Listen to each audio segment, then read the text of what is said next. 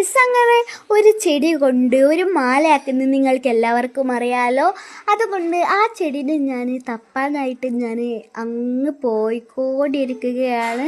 വീടിൻ ബാക്കിൽ തന്നെ ഉണ്ടോയെന്ന് ഞാൻ തപ്പിക്കൊണ്ടിരിക്കുകയാണ്.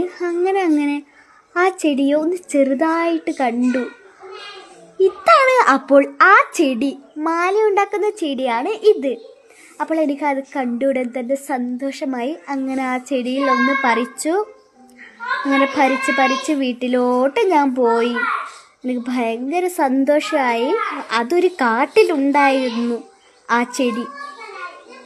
അങ്ങനെ ഞാൻ വീട്ടിലോട്ട് പോയി. അങ്ങനെ നിലത്തൊക്കെ ഇരുന്ന് ചമ്മടൊക്കെ മടങ്ങ് ഞാൻ ആ ചെടി നിങ്ങൾക്ക് കാണിച്ചു കൊണ്ടേ.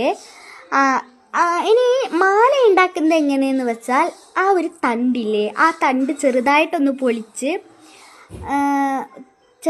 പൊളിച്ച് താക്കാം. എന്നിട്ട് അടുത്ത ഓപ്പോസിറ്റ് തണ്ട്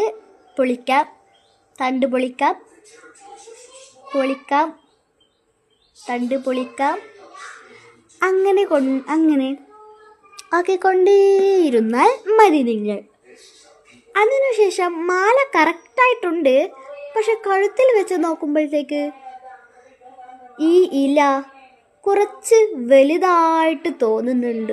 അതുകൊണ്ട് ആ ഇല ഒന്ന് കയ്യിൽ തന്നെ കട്ടാക്കിയാൽ മതിയത്.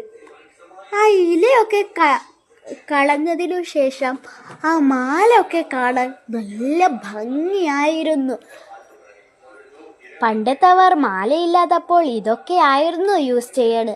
അപ്പോൾ കഴുത്തിൽ വെച്ച് നോക്കുമ്പോൾ ആഹാ, എന്ത് ഭംഗിയാണ്, നല്ല ഭംഗിയാണ്. കണ്ടോ, എന്ത് ഭംഗിയാണ്, നല്ല ഭംഗിയാണ്. എനിക്ക് നല്ല ഇഷ്ടപ്പെട്ടു.